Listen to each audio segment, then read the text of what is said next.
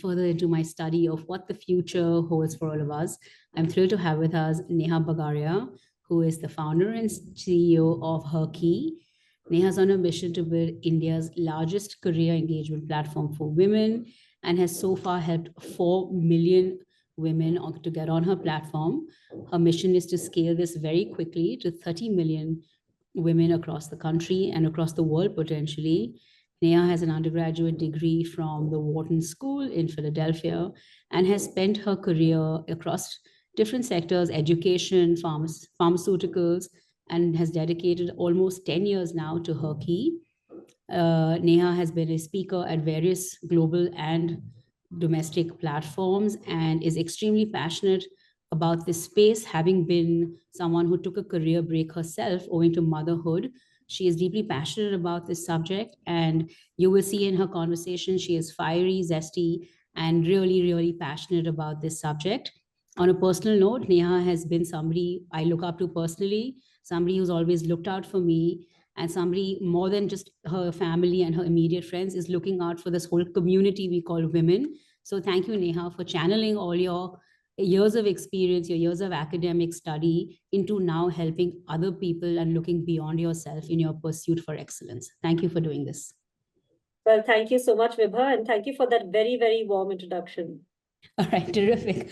Okay, so Neha, as we think about this subject, and people are like, why write a book about the future? Why not focus on the now? Spiritual gurus say, look at the now, live in the moment, live in the now. But we're writing a book about the future. So, from your vantage point, from your lens, why think about the future? Well, it's simple, Vibha. We have to think about the future because we are the ones who are building it. And if we don't really think about what that goalpost needs to be, then how will we know where we need to kick the ball down?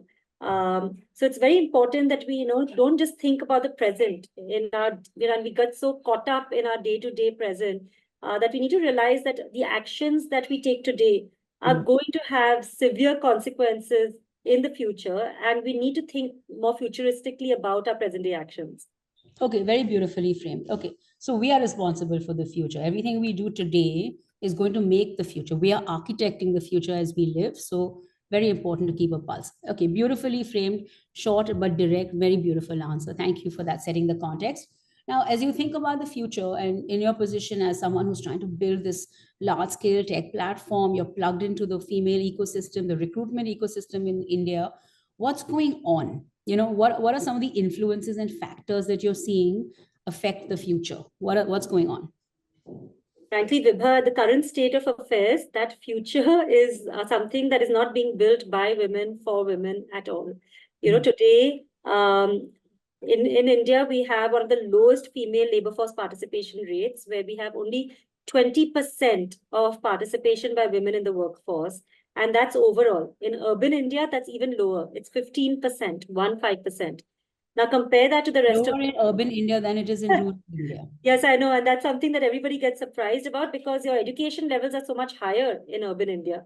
But the problem in India is that as a family becomes more affluent, the chances of that woman working actually decline. And the reasons are very rooted in societal and cultural mindsets. But the premise of it is that, if you don't need to work, then why should you work?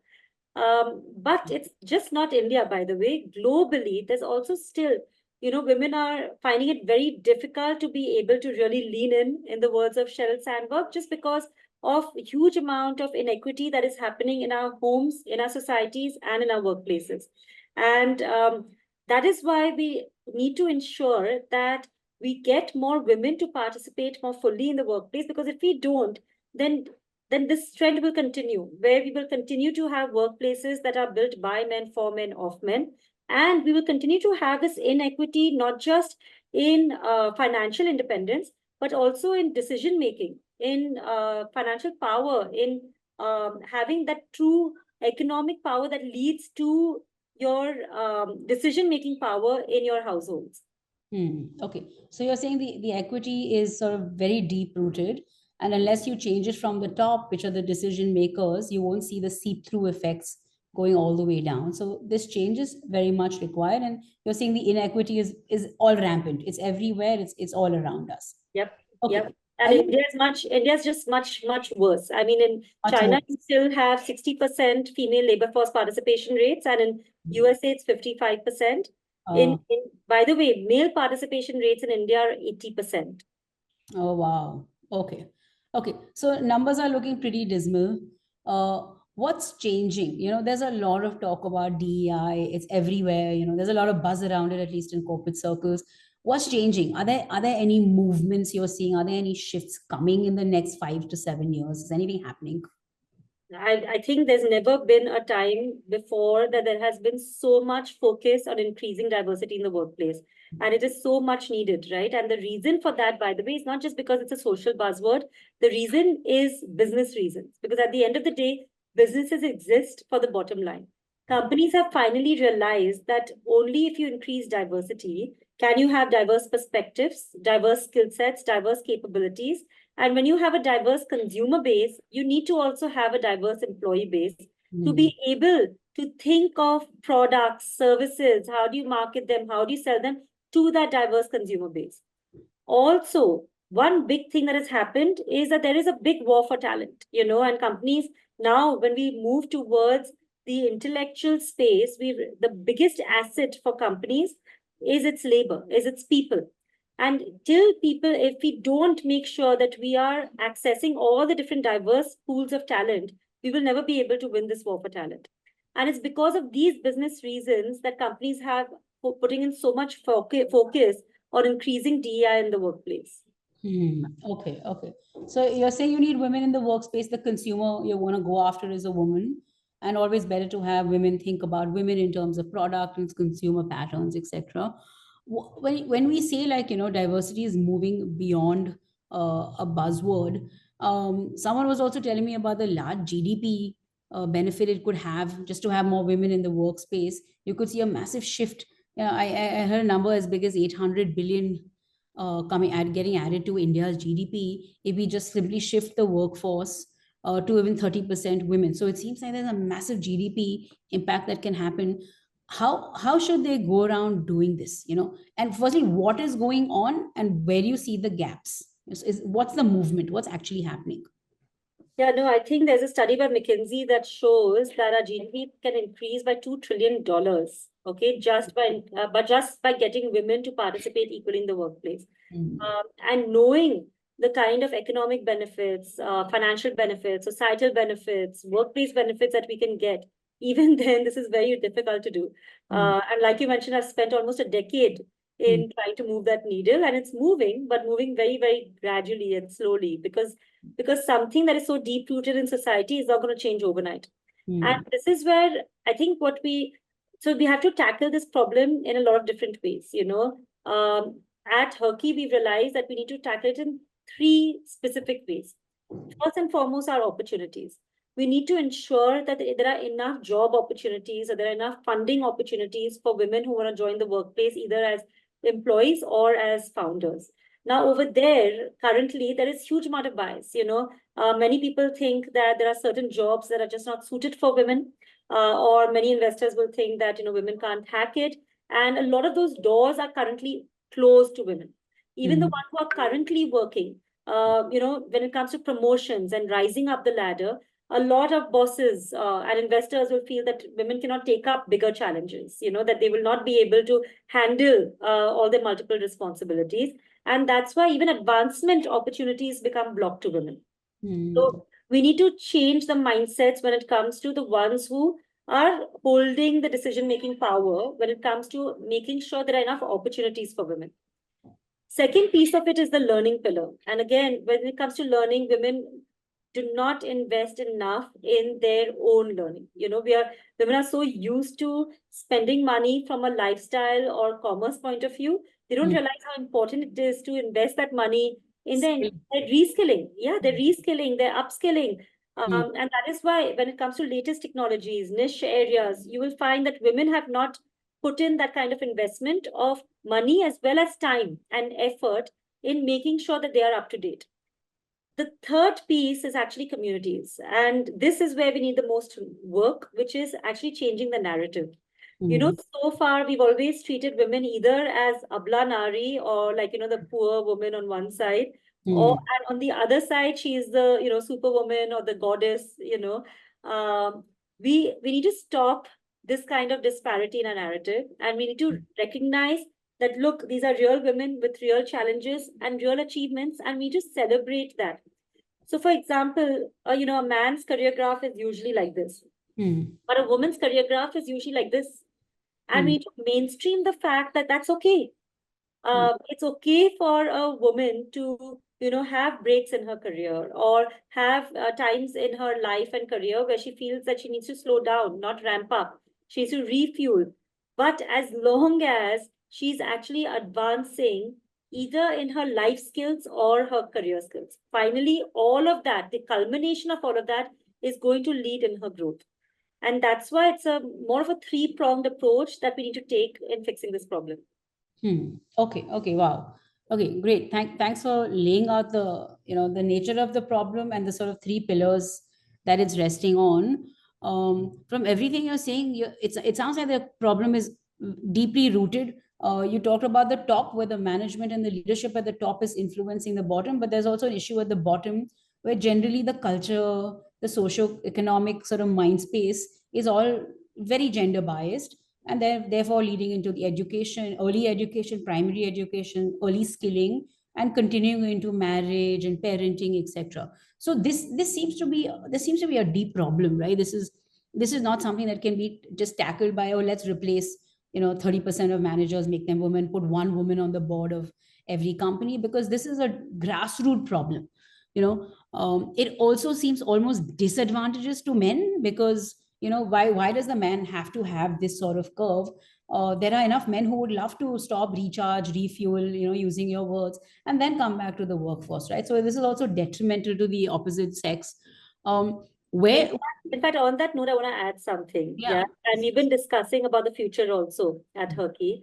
And I feel that that equal future is only going to come when the kind of effort that we put in empowering women to be able to take on more work responsibilities, we need to actually start empowering men to take on more care responsibilities. Correct. Absolutely. Absolutely. I couldn't agree more with this sentiment. Where do you see change coming? If this problem is top, middle, bottom, super bottom, under the soil, it looks like, this is a very sort of deep rooted and going all the way to the sky kind of problem. Where do you start? Where does the country even start? Let's say you get this really honorable policymaker who says, Neha, we're happy to join hands with HerKey and we will help you solve the problem. So here's some money, here's some effort, here's some resources, human power, whatever. How do you solve this? How do you solve for something so crazy? Okay, no, so we've been, that's that's exactly the challenge that I took on 9 years ago, right? And I'm happy to say that we are seeing huge amount of progress. Now in this, for example, the first thing that I wanted to tackle was the opportunity space that we spoke about. And over there also, we went for the most difficult space in the women's space, which is women who want to get back to work. So the ones who were working, stopped working, and now when they want to restart their careers, all the doors were closed to them because people felt that, they're not serious about their career, or, they're going to be fully outdated, or they're not going to be able to manage between their work and the career. So over there, again, changing the narrative when it came to talking to employers and making them realize that, look, this talent pool, and not telling them ever, by the way, that they should do this from a societal goodwill point of view. Okay. Versus, we went to employers and told them that, look, this is a talent pool of experienced, qualified, capable women who have a fire in their bellies to prove themselves again, and they'll join you at no notice period. So we played by the strengths of the women. Again, what's very important is that we have to work on building that confidence amongst women, okay, of making women realize that they need to stop feeling like they are on a back foot just because they have a different career path than men's career path. So building that confidence by making them realize that, one, it's okay if you took a break. Two, it's not just okay that you took a break. It's actually great because now you have picked up these amazing life skills which help you in your job. And if you see future skills, right? The World Economic Forum, the future skills that they put down of, as robots become better at doing robot jobs, okay, humans have to become better at doing human jobs, right? And what are those human skills? Those are empathy, leadership, Yes, those are empathy, those are leadership, those are working and teamwork, communication skills. Guess what teaches you all of that? It's actually life experiences. Hmm. So making sure that we actually flip this narrative and start making women feel that, look, they are better off for the fact that they have so much going on in their lives, and make employers and Hmm. the decision makers feel that, look, a woman actually, when she brings her full self to the table, there Hmm. is so much that she's bringing onto the table. Not seeing this as dead weight, but Hmm. seeing this as enrichment of skills. Hmm. Okay. Okay. So you're trying to shift the narrative. You're not trying to use this do good, be good kind of narrative. You don't think it makes any sense. You're positioning it as a straight up economic benefit because that's how capitalism is and that's how capitalists think. And you're trying to place that argument in front of the managers. How is the uptake? What is happening when you bring this argument up to HR leaders, etc.? What is the pushback and what is the acceptance? What do you see is that Well, when I founded Jobs for Her, that's what it was called then, 9 years ago on International Women's Day, we had 20 companies that, put up their hands and they said that, sure, we would like to hire women returnees. And today we have 20,000 companies on the platform. Yeah. So, yes, the uptake has been actually brilliant. Yeah. Because no company is going to say no to good talent. And at the end of the day, that is what this is. This is some really good talent that is going untapped in the country.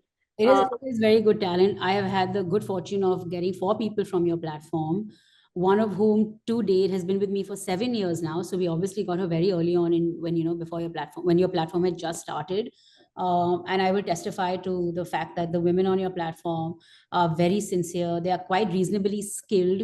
They've all had short breaks, exactly as you said. They do face some sort of confidence deficit coming on, but very quickly, given the right environment, given the right tools, given the right opportunities, they are most definitely able to outshine some of their peers who've been in the workforce for all that time that they were out of it. So I think what you have going on here is very, very powerful. um, but also trying to understand what is the support that you're going to need from, let's say, the three pillars of any society, right? Let's take government, let's take corporations, and let's take the education institutions. If you were to go plead to the government and say, hey, give me XYZ, I will help you fix the problem, what sort of policy, what would help you make this shift that you want to make? No, and we're doing that now, by the way. We have started working with a lot of different governments because for the government, one of the most important pillars in for Prime Minister Modi to be able to achieve his Viksit Bharat vision is actually women, and they recognize that. And that is why we are working with a lot of different state governments. In fact, we just rolled out a program with the government of Karnataka, and our ask was just this, that join hands with us to skill women in the latest technologies, because Skilling. we know, yes, because we know that a woman on a break is not, she doesn't have the financial power when she's on a break, right? She's going and asking her husband for money for everything, starting from groceries to the parlor to the kids' tuitions. For her to go to her husband and say that, what, spend this 1 lakh rupees for me to get this certification in full stack development is going to be a very tough sell. Yeah. Mhm. And so now we have actually partnered with the government as well as different industry bodies to put together skilling programs for women in AI, ML, in robotics, in cybersecurity, in blockchain, in full stack, just so that we can get them to leapfrog Okay. and get So into the future. skilling, where you think governments can come in and play a big role, where they can fund some of these skilling programs. Yes. What about reservations? What are your thoughts on this one woman on every board, X number of women in workspaces?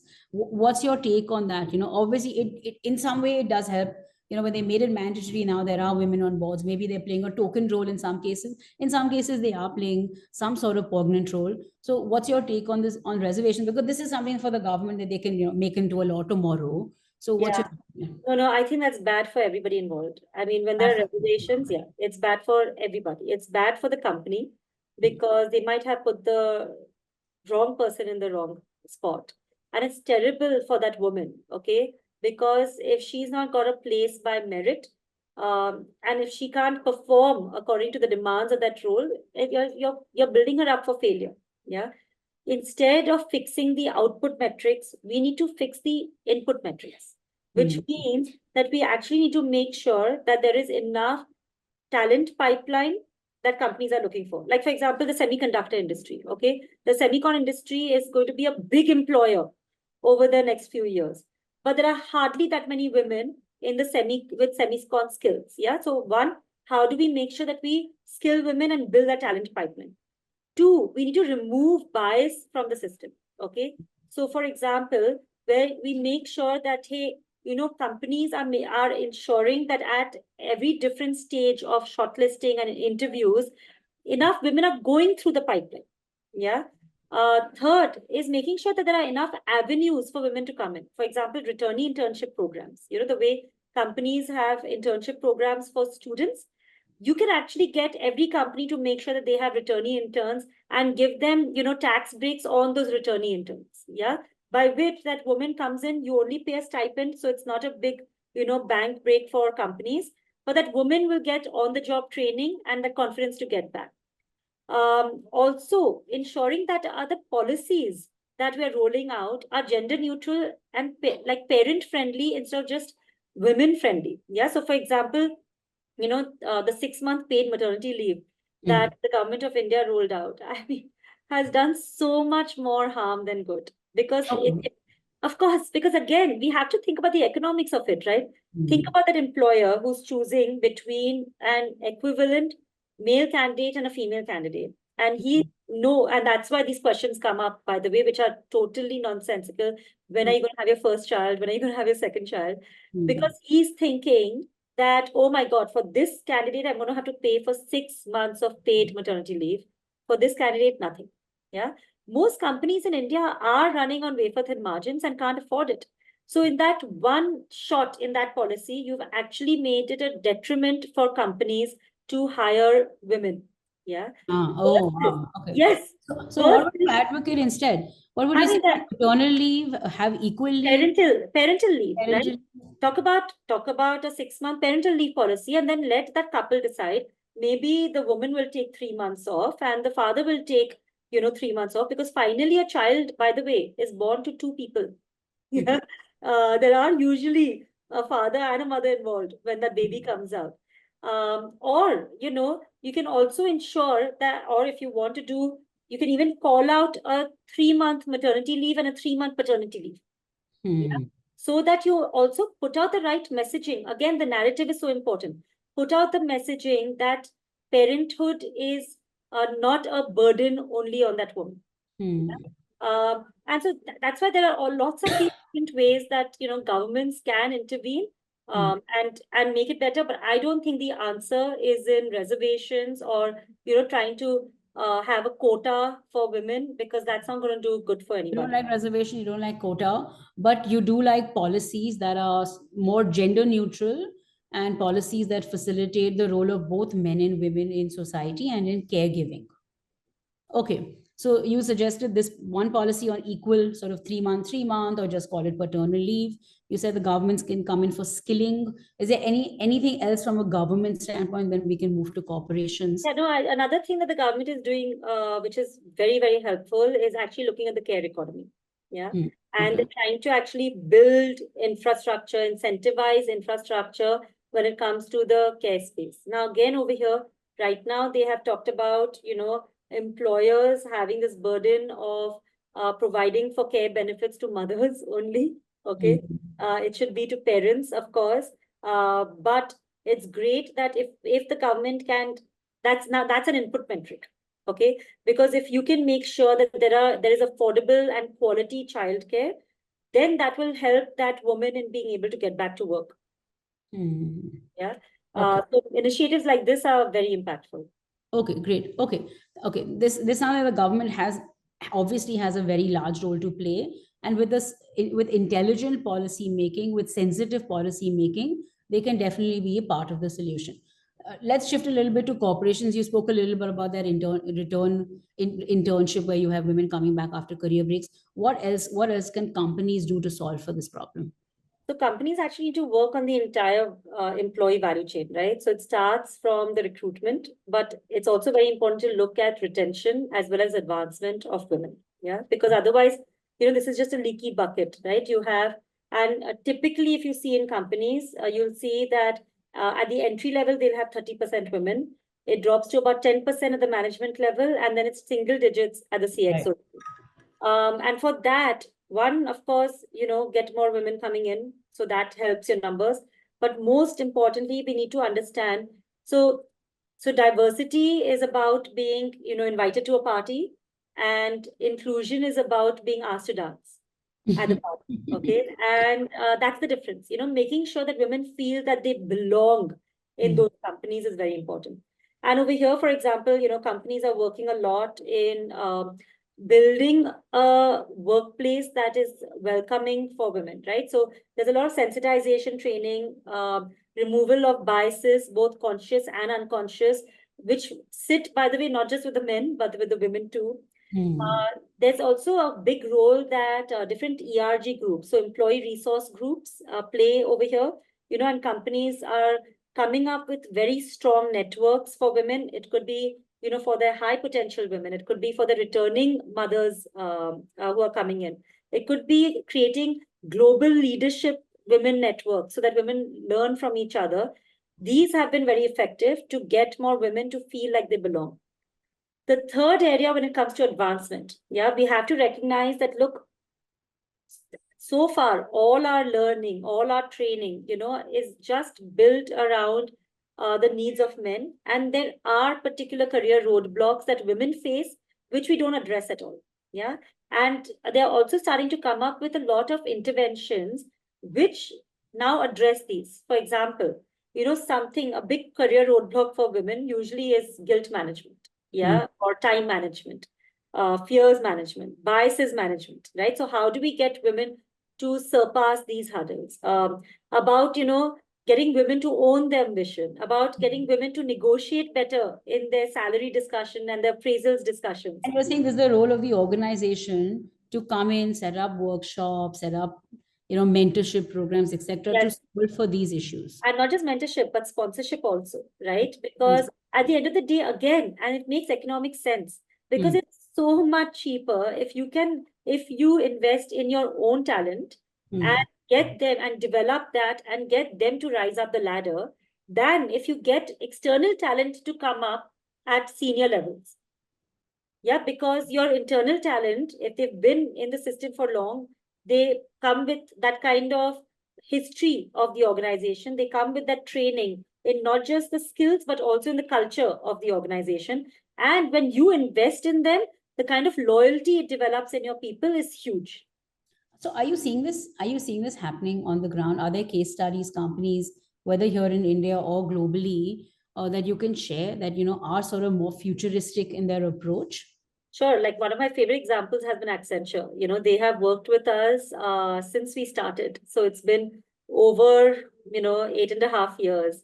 And they set this goal to be at 50-50 by 2030 and by 2025. And they are already at 48%.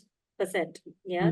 And they have done this. They have run programs and initiatives and campaigns and plans across different levels, across different business units, and across different problem areas. So, for example, their women's network is called Vahini, and Vahini has been so instrumental in making sure that women have other women who they can get advice from, support from, mentorship from, and network with one another to really build up their careers. Okay, so you're seeing this happen in a few companies. Are you any global examples that you want to share? Are there countries that are radically higher up on this curve where they've already gone beyond this conversation and like sort of it's like, hey, these things are like, of course we dealt with this 10 years ago, but today this is not at the forefront. Are there any amazing examples, countries and economies that have adopted? Yeah, absolutely. Like a lot of Scandinavian countries. So, for example, Sweden has a very high it's one of the highest participation rates for women in the workplace. And again, because they have changed the rules of the game. They have made sure that it's all parent friendly. Like if you just look at their work timings coincide with their school timings. So, Wow. so literally parents drop off their kids to school and then come to work and then they get done with work and they pick up the kids from school. They even have summer shutdowns. So like literally during summer holidays, they will have 1 month of the year that they will shut down because schools have shut down. Yeah. And of course, India is far away from this because there is a certain amount of, certain amount of privilege you get as a developed nation versus a developing nation. But there are lots of these lessons that we can learn just from a mindset approach. Yeah. Okay. Sure. Okay. It's amazing. The Scandinavian countries come up for various different reasons as role models in all my conversations. Wow. Last, it was happiness. Finland being one of the happiest countries in the world. They surely got something great going on up north. Let's talk a little bit about hybrid. In your opinion, is the office as an entity going to get oblivious? Is the office going to thrive? There's real estate companies are like building away office spaces. Then there are the naysayers who say, hey, this is like not needed. We're all going to work from home. And the people in the middle who say, hey, it's all going to be hybrid. So where are you on in the spectrum? No, I definitely strongly believe that the future is hybrid. I mean, technology is making it too easy for us to be able to connect remotely. And frankly, the situations on the roads is making it too difficult to be in the office every day. Because as cities get more and more crowded, it is much more cumbersome to be expecting your entire staff every day to be showing up at work. Secondly, the kind of cost rises that are happening, again, back to economics, okay, makes it very cost prohibitive to ensure that you have an office desk for every person that you employ. Thirdly, from an employee satisfaction and retention point of view, okay, the companies that actually figure out the hybrid game are the ones who are going to be able to stem their attrition. And for all those reasons, companies have to build that muscle because, and by the way, I'm again seeing hybrid and not necessarily remote or distributed. Yeah, there will be enough companies, by the way, that are already 100% distributed and remote and are doing fabulously. But I do feel that human interaction and that human engagement and the collaboration and the culture absorption happens. Like when actually there's a physical interaction, is very difficult to replicate in the virtual world as of now. Yeah. But things are moving hugely in that direction. I mean, if you just look at the kind of stuff that's happening in mixed reality, the next generation is not going to have a differentiation between somebody who, at the same time, somebody who they are speaking to, who's sitting in front of them, and somebody who they're speaking to, who's on a screen on their, who they can see on their glasses. Yeah. And the benefits in terms of time saving, cost saving, happiness increasing is so high that all companies are going to have to build that muscle. Okay, so you are seeing hybrid as the way of the future, huh? Because some of the conversations I've had have just been like, this is just not productive, tracking down people, different places, people don't show up on time for their calls, the technology is suffering. Then they say, okay, I have a power cut at home, etc. So I'm hearing mixed voices. All things that can be and have to be figured out. Because when change happens, either you can kind of be riding that change or you can be dragged by it. That change is here. And the pandemic is what really got that change to accelerate. It got that sort of change to the mainstream. I feel like it became sort of mainstream to be like, hey, we're hybrid. It sounds kind of cool and snazzy as well. But from where you see it, you're saying it's here to stay, and you definitely foresee a future where companies will go more and more increasingly into the hybrid space. Okay, since you touched upon the glasses and the optical and the virtual reality, etc., where is AI playing into all the work you're doing? What's the conversation around it? Is there concern? We are seeing layoffs all across the world in technology companies. How are you seeing it shape the future of work in India? Because on one end you're trying to fight this battle for women in the workspace. Now it's like, hey, we need to fight a battle for human beings in the workspace. So where are you seeing this? Where are you seeing this go? No, let's be very clear that we better not be battling with AI because that's a battle we're not going to win. Yeah. And frankly, my favorite quote is, it's not AI that's taking away your job. It's the person using AI who's going to take away your job. And that's what, and in fact, and that is why it becomes so important that we make sure that women are riding the AI wave as well. Yeah, because again, AI, that AI being part of the future, that future is already here. And it's something that we better embrace with open arms because it's here to stay and it's only going to deepen. And frankly, um, a person using AI will always win over a person not using AI. And we've been using AI, if you think about it, we've been using AI now for decades, right? I mean, think about Google Maps even. We all grew up without Google Maps, and we got lost most of the time. We had to roll down our windows because we used to roll them down back in the day, and we had to ask for directions. I mean, we can't even imagine how we lived those days anymore. Yeah, now a person using Google Maps will be able to get to a place faster using the shortest route, wherever there's less traffic, will have a much better idea than a person not using Google Maps. But does that mean that because of Google Maps, you don't need, say, drivers anymore who are very good with their road sense? No, absolutely not. You just need to make sure that the driver also knows how to use Google Maps. Yeah. Um, the other thing from an AI point of view, what's extremely critical in the context of women in the workplace is that it is very disturbing and alarming the low percentage of women who are in the tech space and especially in the AI space. And the reason for that is because AI is being built by humans, which means all the biases that humans have, they get into the AI as well. And now that AI, which is actually going to run all our lives, is also going to be biased. So, for example, when Google Translate realized this, they had to pull down Google Translate for some time because they realized that when they were translating doctor from English to Spanish, they were assuming that doctor is el doctor, which means the doctor is a male. And when they were translating nurse, they were assuming that the nurse is female. Now that's then the AI that our little children will grow up on, thinking that, oh, doctor is a man and nurse is a woman. And that is why we need more and more women in AI so that they can ensure that we don't have a biased result for all those women who will need to use it. Okay, so you're saying that like the training modules themselves, and it's very funny. Someone I had a conversation with said, the AI had taken stories, basically stories we grew up on, childhood tales, Cinderella and the likes, and every time it would say beautiful, it would say a beautiful fair woman appeared. Exactly. Yes. And that was just like, they were like, wow, we can't have this model associate fairness with beauty, of course. Right. And so there's a problem with these learning models. They're basically using past data and they're not up to date. So someone's going to make the models up to date. And that's why you're saying if women start shaping that narrative, then you'll see that shift coming through.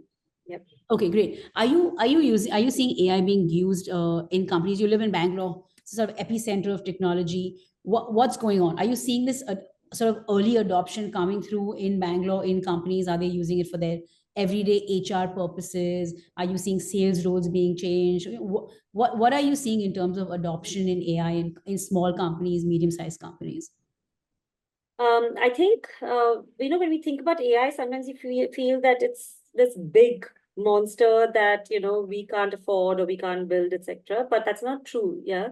Every company, for example, that uses search is using some sort of AI in it. Okay. Any company that uses some sort of customization or personalization is actually using some sort of AI in it. So, now, of course, with Chat GPT, that was really AI coming out of the closet. Yeah, that was the moment that AI came out of the closet because suddenly it became so rampant. But even Chat GPT is only one form of AI, which is Gen AI.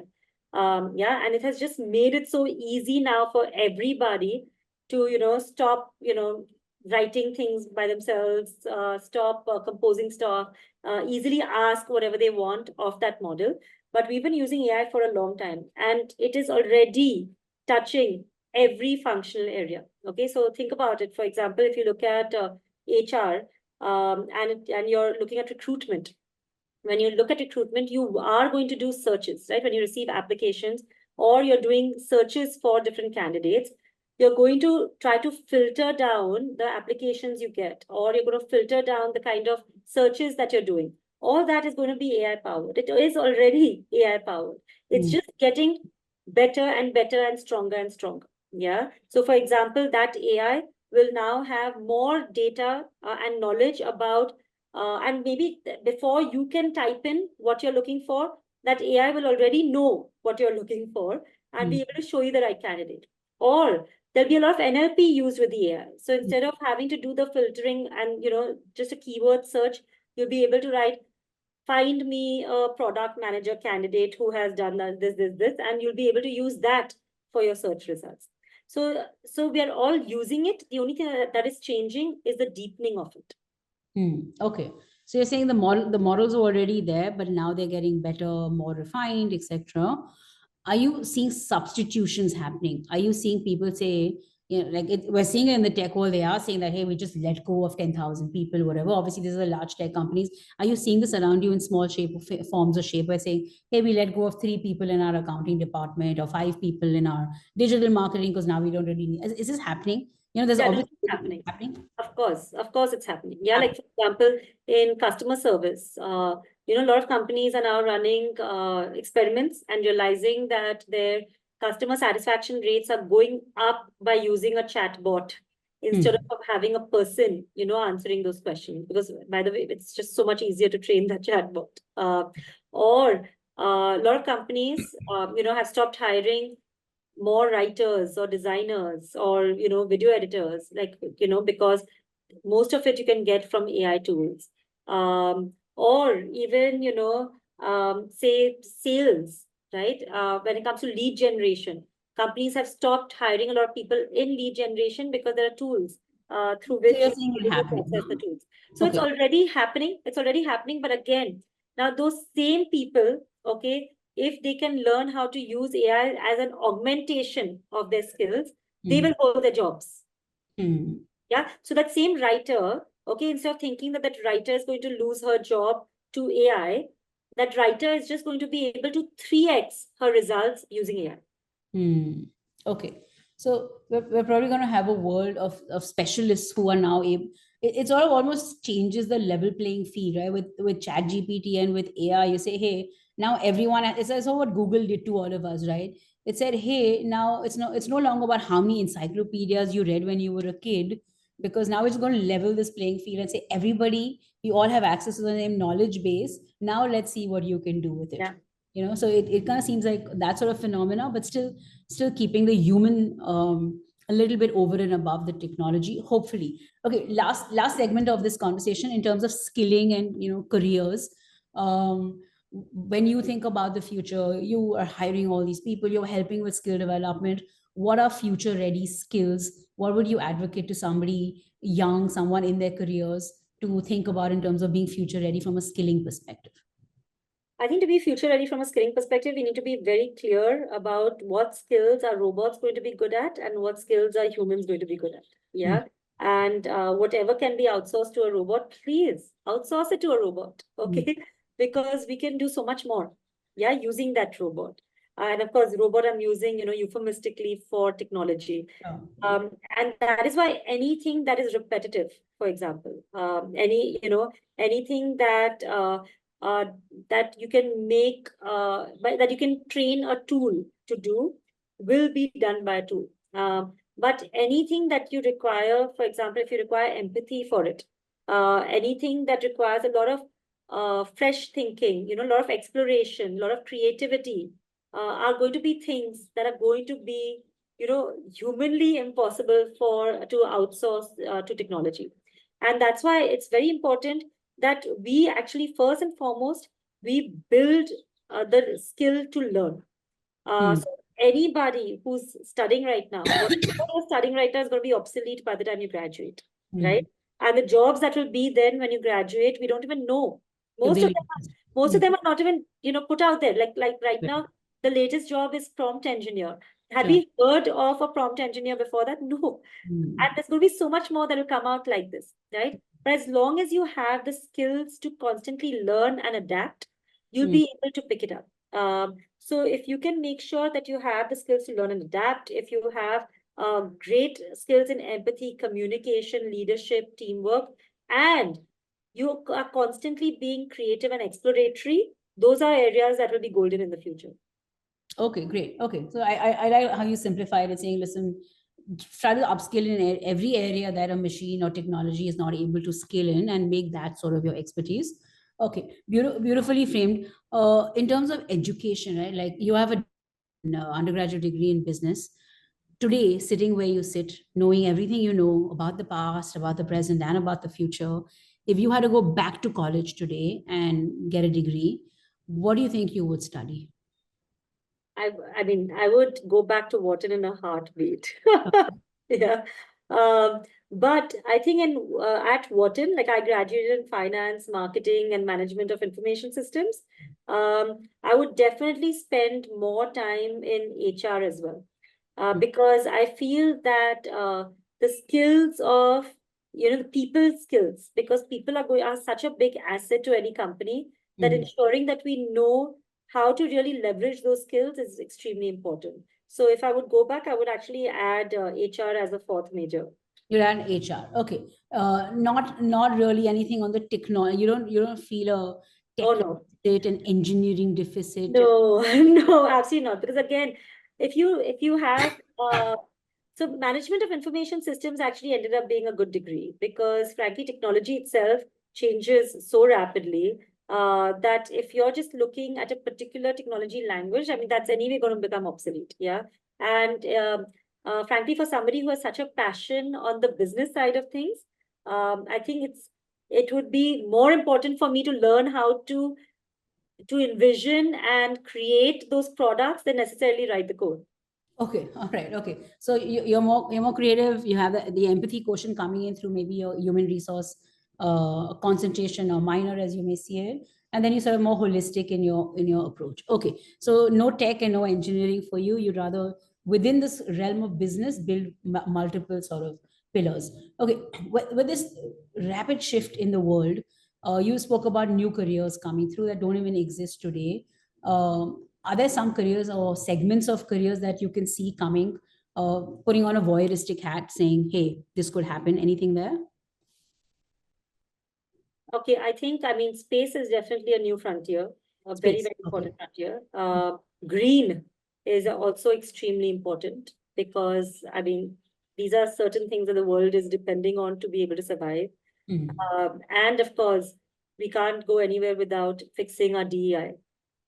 Okay, so jobs in green, DEI, and space is the new frontier. Okay, last question, and then we close this. People have given me optimistic scenarios saying, this if we get this right, we could be living in this sort of utopian world. And people have given me like a doomsday scenario saying, look, here's what could happen. So, is there in your mind a gloomday scenario and a doomsday scenario? Are there two spectrums that you can envision saying, hey, could be X, it could be Y? No, frankly, I'm an eternal optimist. Yeah. And I have a very, very firm belief that no matter what problem humanity faces, humanity will come together to solve it. And I think the pandemic was a perfect example of it. I mean, never ever before have we been able to discover and release a vaccine at the breakneck speed that we did. And we came together as a global citizenship to be able to overcome that challenge. So any such challenge that comes in the future, we will solve it. Okay, terrific. Okay, so you're optimistic, you're a believer in the human mind, the human spirit, and it looks like you're saying man will prevail over Humans. humans will prevail Yes. over changes in technology, climatic changes, pandemics, as the Yeah. world may see it. Yeah. Bring it So on. bring it on. All right, terrific. Thank you, Neha Bagaria, for this conversation. I think your commitment and passion towards the sector really shone through in this conversation, along with a very pragmatic approach to being able to describe the problem and not sort of cushion the problem for the listeners. I think you gave a very realistic sense of the problems at hand, but with a very strong tinge of optimism and a firm resolute to solve for what the problem is. So thank you once again for all the work you're doing. And I love your optimism. I love your passion. I love your commitment. And hopefully we will live to see the optimistic world that you envision for the future. Thank you so much. Absolutely. Thank you so much. Thanks, Vibha.